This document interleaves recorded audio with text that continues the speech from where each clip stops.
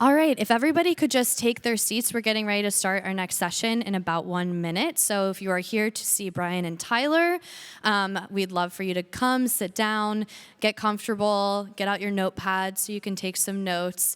Really, really excited to be introducing this duo today. We have Brian Flood, who's the VP of Business Systems at Intercom, and Tyler Pugliese, who's a data enthusiast. These two have worked together for a long time, and they're going to take you on a journey of how to not only have a really amazing data process at your organization, but also how to build trust, which is actually the first step and the foundation for doing so. There will be a Q&A at the end of this session, so we will have mic runners coming around, and so be thinking of your questions, anything that you have. With that, I would love to welcome to the stage your speakers.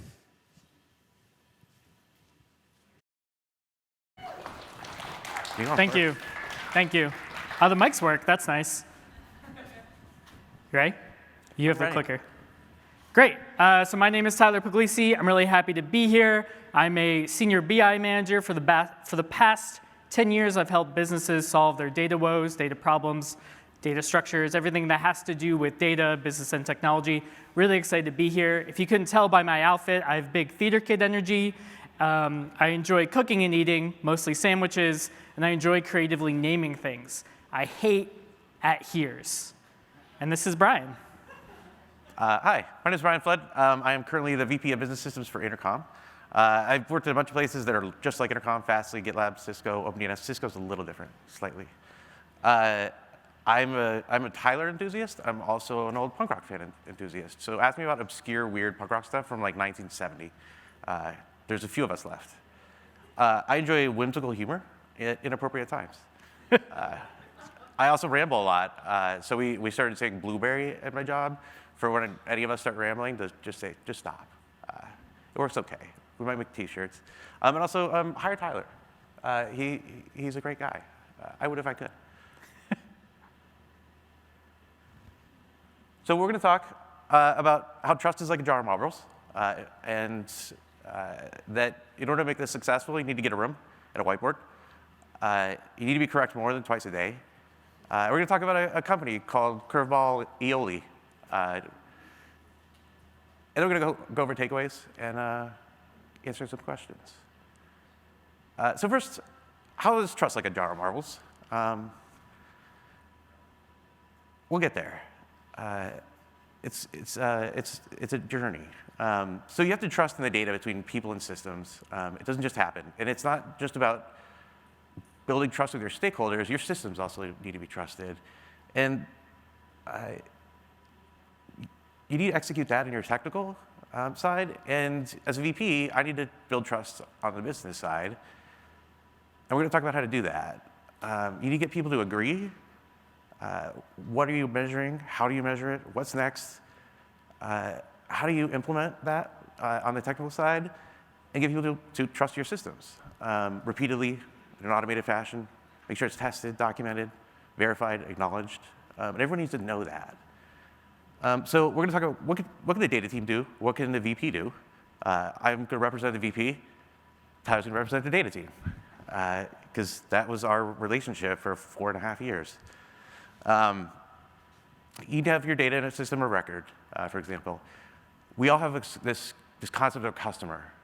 Your finance team has a way of talking about a customer, and they have enterprise customers, they have SMB customers. You may have a Google, you may have a YouTube, you may have a Looker. They want to count enterprise customers because that's what Wall Street wants to hear.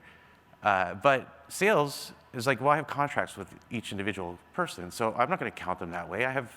That's 3 customers. And then you have like anyone else in the business just making up whatever definition they want about how they want to measure a customer. You've got the billing team saying like, well, I invoice them differently. I invoice YouTube to Google and the 3 other subsidiaries. But Looker gets their own invoice because they just got acquired, if we were a few years ago. And so they count differently. And so you have to come up with definitions. Don't call them the same thing. They're not all customers. You got to have a different name for all of them. If you do, you're going to the whole business is going to suffer. So let's talk about trust. Let's sort of define our terms. This is what Merriam-Webster says: assured reliance on the character, ability, strength, or truth of someone or something. That something is your system. That someone is you. It could be your team. If people don't trust you as a person, they're not going to trust your data. They're not going to trust your team. You really have to be trusted as a person in order to get that trust to the system. They have to have confidence in it, in both things, and they're going to depend on it because they're going to make decisions that affect the future. I define how you get trust, which is different. Like, this is what it is. How do you get it? There's two sort of parts, which is you do what you said you're going to do over and over and over, and you have to have high confidence. It's not just being reliable. It's also being reliable and good, because you can be reliable and really bad, and they're not going to trust you. The same thing is true of your system. It needs to treat the data. Everyone's going to get the same answer over and over and over. If they get a different answer, they're not going to trust you. And it's got to be correct. You can't just do it over and over and be wrong. That's where the competence comes in. So, quick takeaways. Tyler's going to tell you how to do that in a system. Because I have to do it on the business side. That's my job. I'm going to go work with people. I'm going to go create a data council. We're going to go talk to the business, and we're all going to agree on definitions. Decide names. What are we going to call all these things? One's a customer. One's it's called an application, or how do your engineers look at it? That's always going to be different. How does your finance team look at it? How does your billing team look at it? And we're going to have to come up with different names and get creative. Tyler's really good at this. He is so awesome at naming things. Naming things is the hardest thing in a company. Like project names are impossible. There's like random project name generators out there because people are bad at it. So how is trust like a jar of marbles? You earn trust one marble at a time. You lose it a handful at a time. And once your jar is empty, you can't get any trust back. There's no one's going to put any marbles in your jar. And so you've got to make sure that they're not taking handfuls of marbles out of your jar. You got to keep putting one marble at a time by doing what you say you're going to do over and over and over again. So does your system. And that is how trust is like a jar of marbles.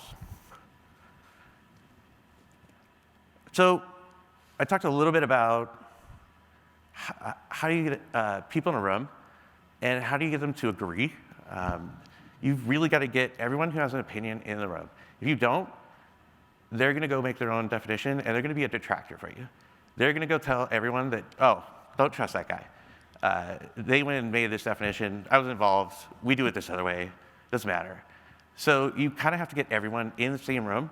You cannot do this one-on-one. I sort of start with, let's make principles together that help us guide the decision. So what's a principle? It's not a truism.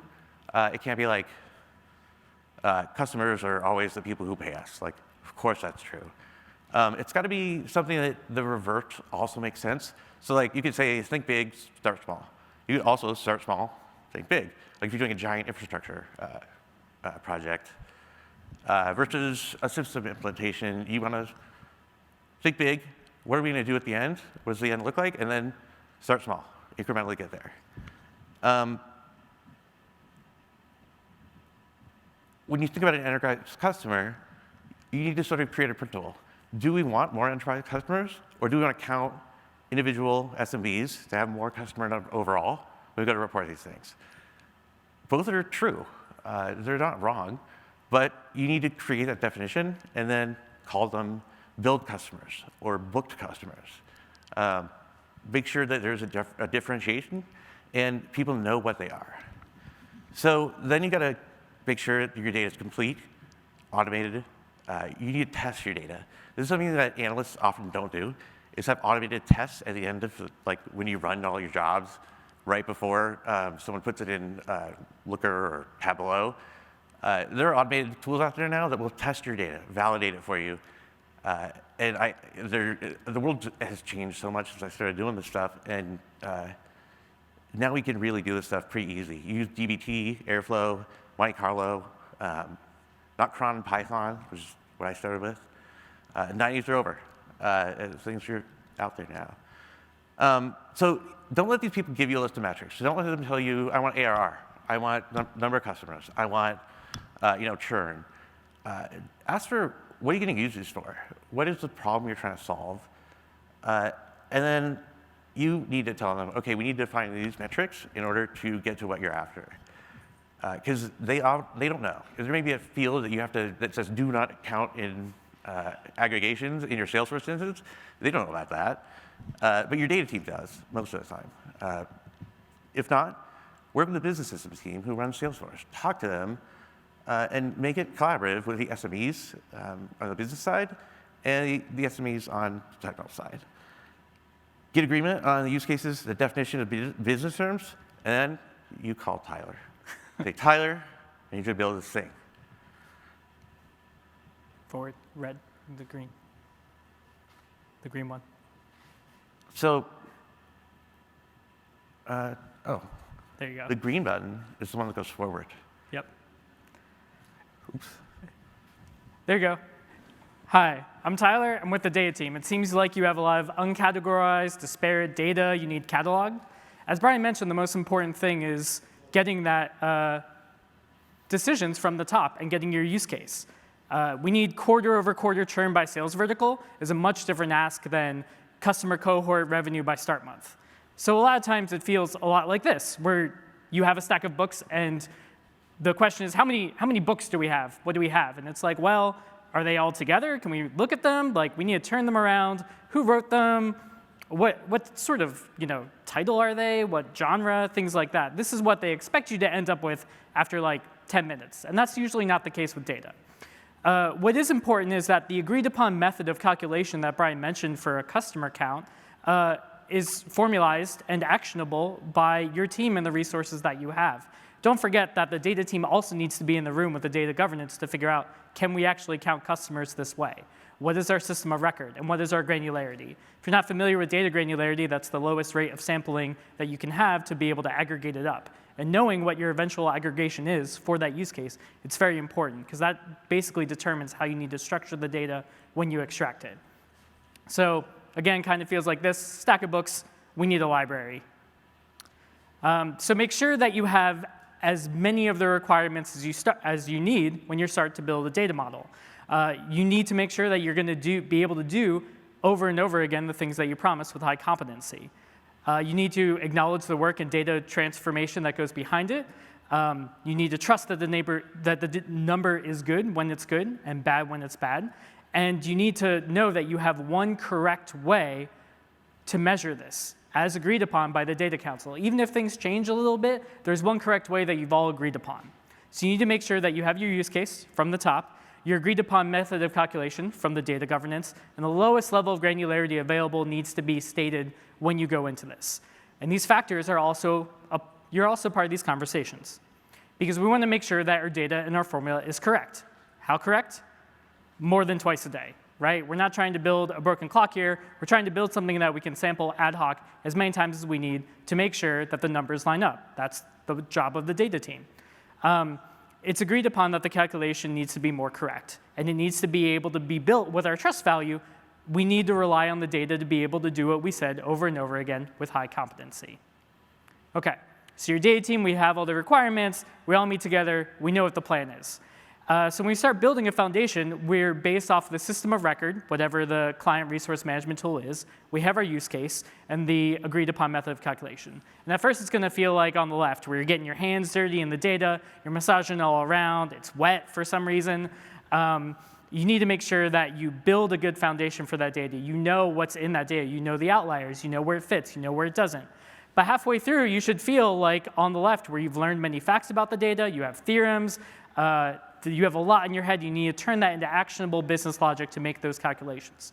Because while your given goal is to count customers by a definition, there's an unsaid expectation that this is only the beginning, right? Like, you start with customer count, and then we need to know all the sort of ratios and aggregations that come from that. So you're building the zenith of something that's going to be something more. Modular fact and dimension tables are a great way to do this, right? Along with your dimensions of what customers you have, There's start times, there's renewal dates, there's churn dates, all this other fact information that you can join with that data. It's important to transform this data. And to follow on with Brian's principles, I'm going to talk about a data principle that's really fascinating and really helpful for helping you figure out how to structure that data and when to transform it. So it's called Roche's maxim, and it says data should be transformed as far upstream as possible and as far downstream as necessary. So let's think about that a little bit. It sounds good. It's a maxim. It's this bitey little truth, but what does it mean? And unlike what Brian mentioned with the principles, the inverse of this should not be taken into account. The more you follow this methodology, the more it should impact your conversations about where data is sourced, managed, and transformed. The goal of data transformation means that you start with as much work done on the data as possible. When it comes to aggregation, doing aggregations over and over again are expensive.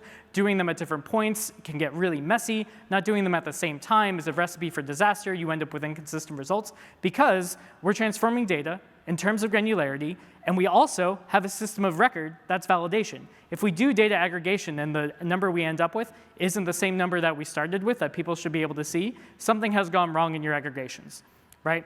So when we talk about upstream as possible, what we really mean is using more metaphors, right? We mean starting as far close to the source system of record that you have, right? The source of whatever that is should have as much of the data in the state that you need to extract it with.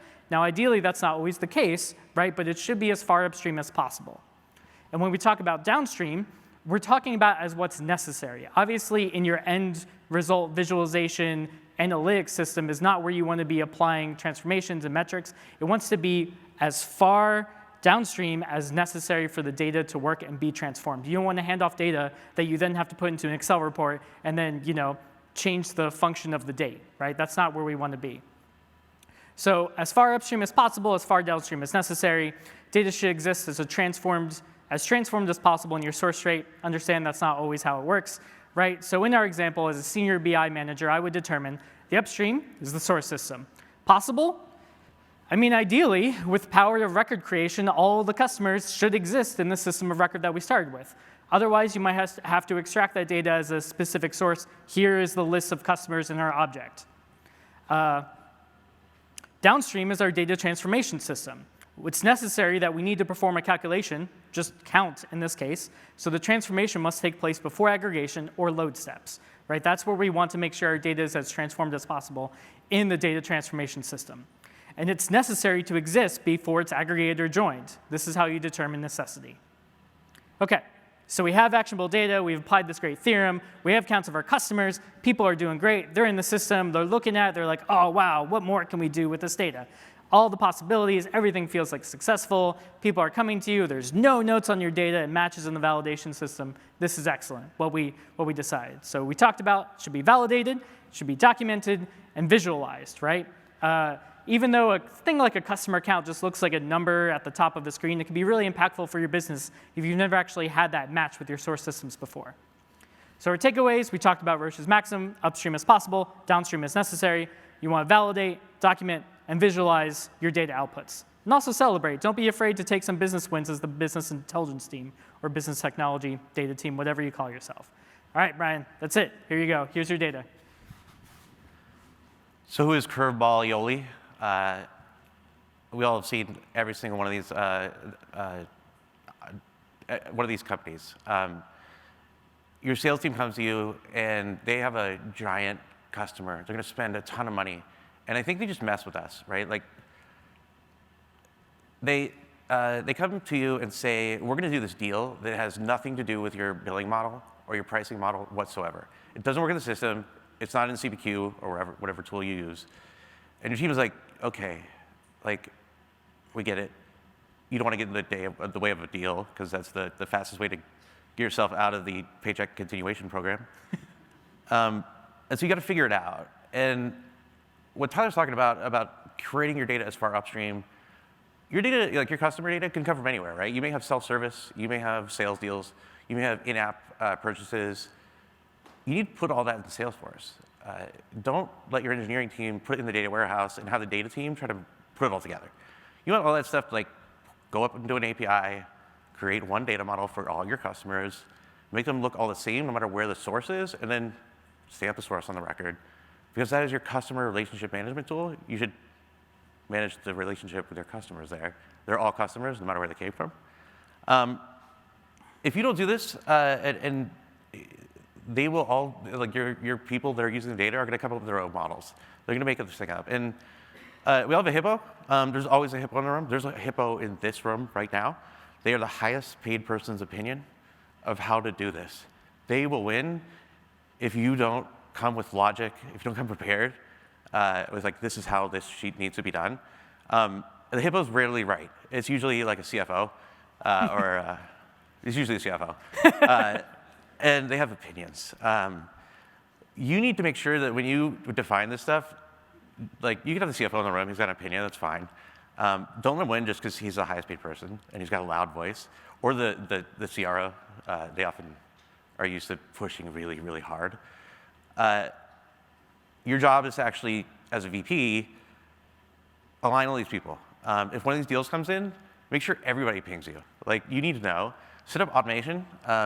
There's great tools out there, like Workato, that can send you a Slack message. Build this stuff afterwards. You don't want to hold up the deal, so build the model in CPQ after the deal gets done, and then tell sales they don't get whatever they want, whatever they're asking for next. Like, sorry, you did this deal, you're going to get punished. Your next project is going to slow down because now we have to build this model in CPQ.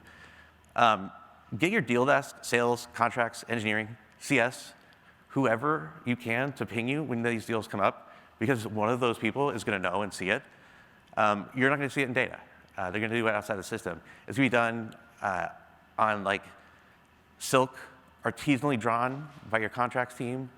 It won't be, and then they'll copy and paste the whole thing into like a rich text field in Salesforce. That's like the best you can get. Sometimes you can't do that. So in the meantime, like build a table that can federate the data into your other data. Otherwise, the hippo's going to come with their spreadsheet, and they're going to say, this is. I got all these deals that you don't even have. You don't even know about these. You can say, no, we do. We have them in the data. Stop that. Because we need to be in charge of the logic. We need to source control it. We need to validate it. We need to test it. In their mind, it's always easy, right? They're like I can visualize this in my mind. This shouldn't be hard. But like I said, there's always that one field that throws things off that no one knows about. And as a VP, you should try, if you can, to have the business systems and the data team work together as much as possible. They need to be aligned, and they need to talk to each other constantly. Data team needs to know what changes are happening upstream, and they need to tell the business systems team, this is what we need to measure, and they're going to start doing in-app purchases. We don't want to do that logic because we don't know how. Like, it should align with the rest of the data upstream. Please do that for us. And as a VP, it's your job to make sure that that actually happens. Because, again, the hippo will take over. So how do you do that? You go talk to the data team. You call Tyler.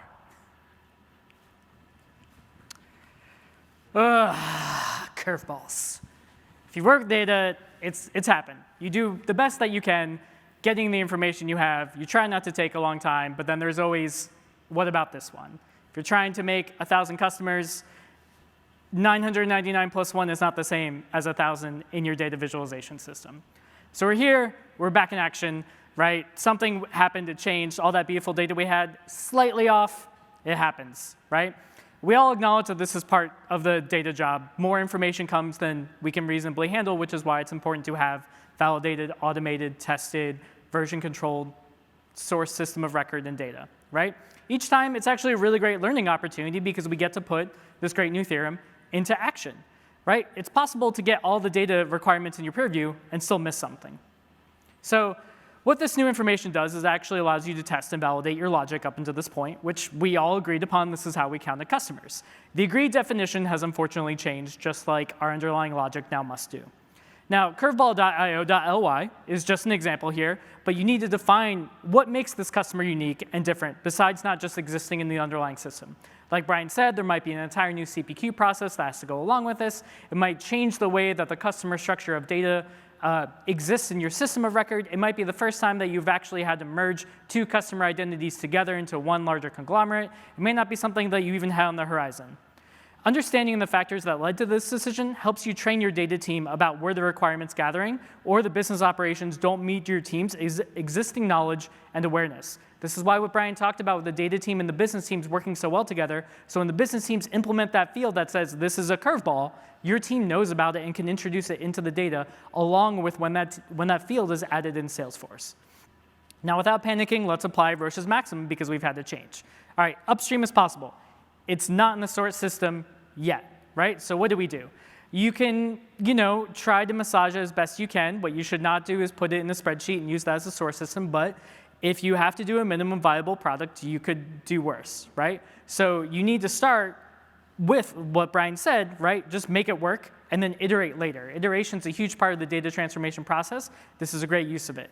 As far downstream as necessary. Well, we need to add it to the extraction model somehow.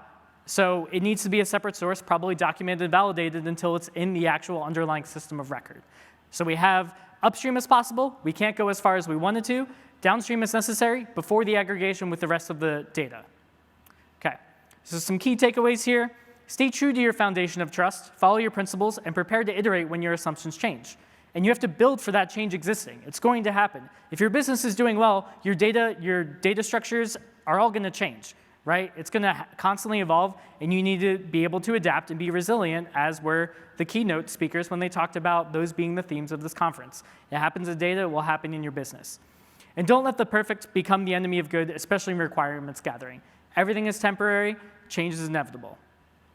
All right, so now, ready to go to some takeaways. So these are our wisdom and takeaways. It's all based on trust. If you're not trusted, it doesn't matter what you build. This is not a if you build it, they will come situation. There are situations where you can spend a year and a half building the greatest data warehouse, and you've got a modern technology with Fivetran and DBT, and you're doing all the right things, and no one uses it. It just sits there because either you're not trusted, your team's not trusted to build this stuff, you're not working with all the business, and you just did it in a silo. And it's a waste. The business just wasted a lot of money, and you may get kicked out of the paycheck continuation program. You have to define a process to build the data that people trust, and it must be agreed upon and defined. So when you create this data council, you need to actually involve these people in how does this thing work. You come with a starting idea, and then iterate based on their feedback, because again, they won't trust you if you just dictate everything. All right, so again, just to reiterate my part of it, you want to start with a defined, accepted list of requirements for your data team. We talked about how this might change in the future, but that's how you start, with what's known, what does everyone know and agreed upon, this is the way of doing things, what's our use case, right? It's really important when you start with trying to transform your data with digital transformation. I talked about Roche's maxim. Remember, transform data as far upstream as possible, as far downstream as necessary. You need to make your models extensible so they scale with the change that you expect, which, again, should be happening. So again, you got to get people in a room, build relationships, get people on the same page. Never do this in one-on-ones. This is how I see this in most companies. They talk to one person and say, like, this is how we look at a customer. And they talk to another person and they say, oh, this is how we look at a customer. And then you never get in a room and actually get people to talk about how should we fix this. It's really fascinating when you actually get those people in for the first time and get them talking to each other. That may have never happened. And that business might be 10 years old. And the sales team and the marketing team have never sat in a room to talk about, like, what is an MQL? What is an SAL? How do we define this? And when you actually work it out and you bring in like every group who could be a stakeholder and who cares about that, because there's a lot of people. The compensation team cares. It's if you comp on those things. Bring everyone together who has an interest in how that thing is measured, because they're going to have an opinion. If they don't trust it, doesn't matter what you do. If that exists already and you're not in the room as the business system team, because there are some companies, I'm sure we've worked at one, that the business systems might be an afterthought, not part of the core strategy of how people think about running a business. You got to get your seat at the table in that room. If you don't have a seat at that table, make your own table. Get buy-in from your whoever is your champion at the top, and have them come, and they will actually champion you and get your own table, bring the right people together. Because some people may not care. The chief people officer may not care how you measure the number of customers. But you got to get all the right people to make this decision. Again, they're not going to trust you otherwise. Yeah, and just to piggyback off of what Brian's saying, especially if you work with analytics, there's people who care about reporting who aren't on the data team, who aren't on the analytics, who are possibly your biggest supporters of any system or tool or processes that you can have in place, and finally can have a language to share with their stakeholders, or the people they want to bring transformational change to. And getting those people as your advocates can be some of the biggest wins that you have for making sure that trust proliferates beyond just that room, to have proven examples of that existing. But you need to make sure that your metrics are validatable in your system of record, right? As I talked about, you should be able to look at your metrics and some report somewhere in your source system says, yep, those are the same numbers, as long as it's with the agreed upon calculation, or maybe you break it out. However you end up needs to be validatable.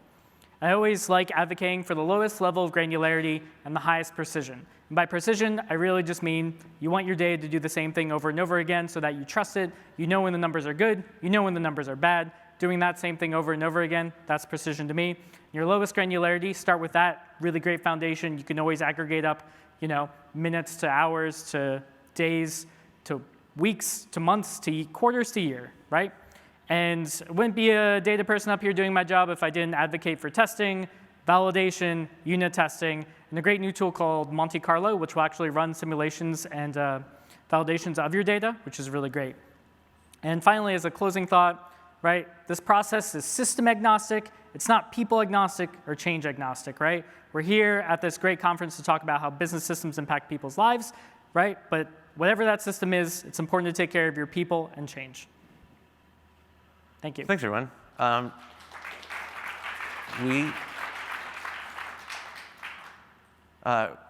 We did that in the exact time we're allotted. So we have time for questions, and happy to take them. We're not breaking yet.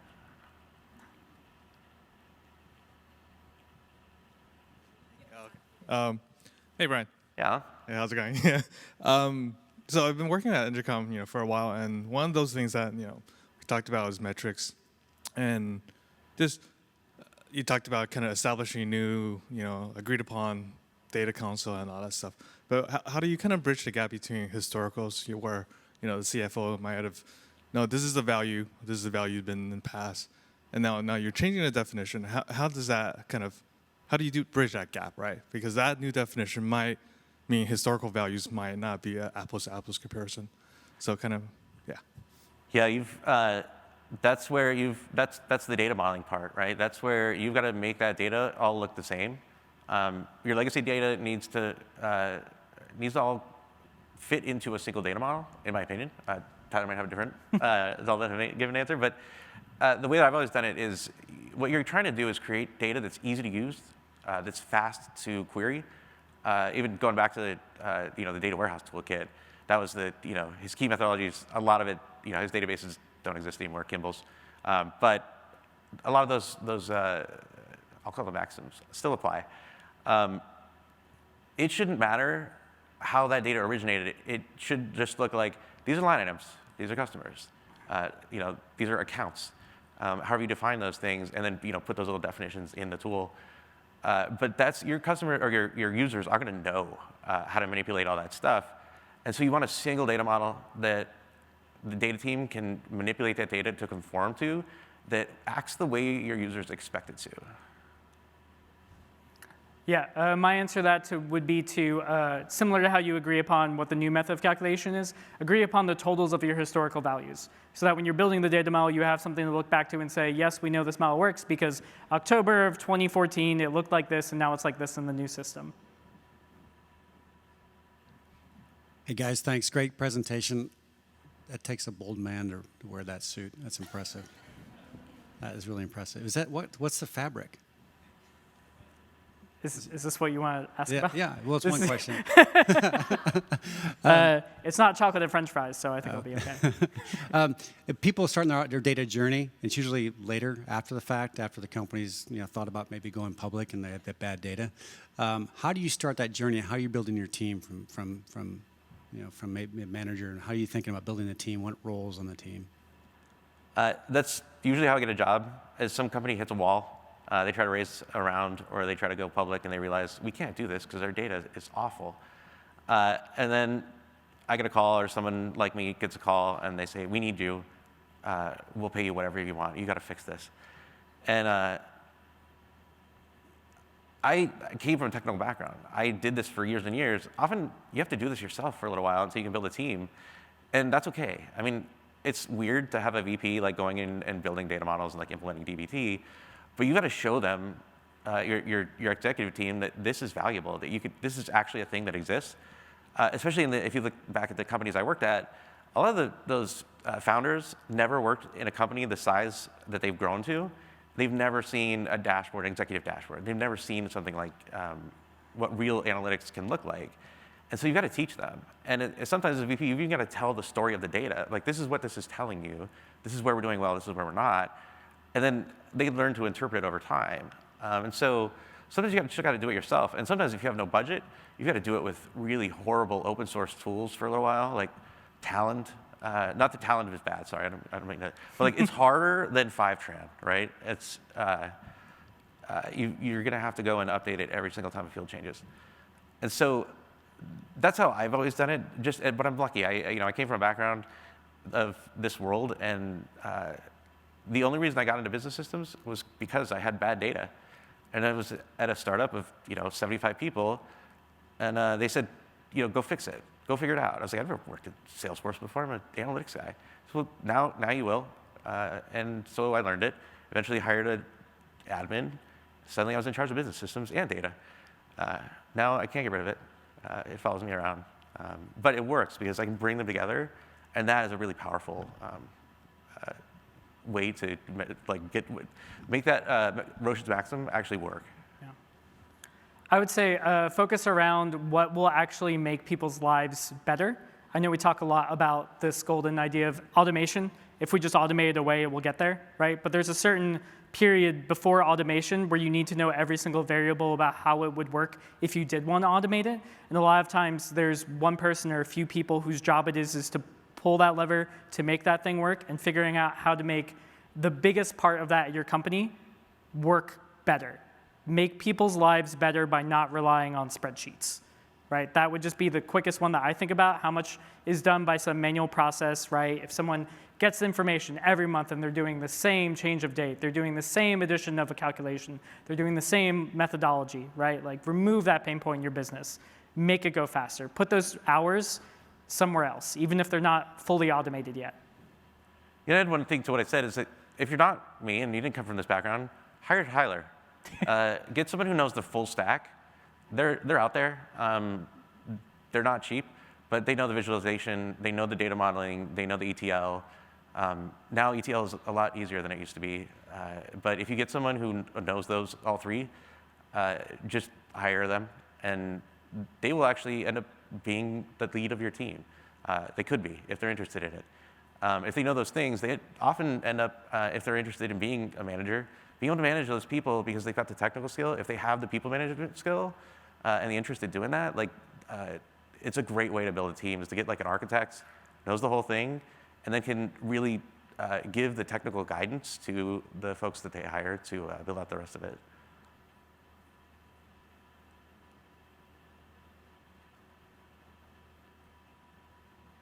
Anyone else?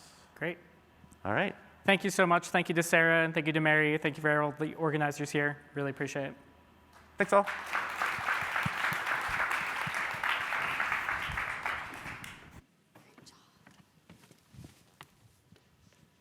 Okay, and now just to give you a little bit of a break, we have around 20 minutes. The next session that will start on the stage will be at 11:50. It will be a career panel of folks talking about people management, how they decided to become a people manager, when they decided to stay an individual contributor, talking through their business systems careers. So come back here for that at 11:50. There'll be another session on track 2. You can check the agenda.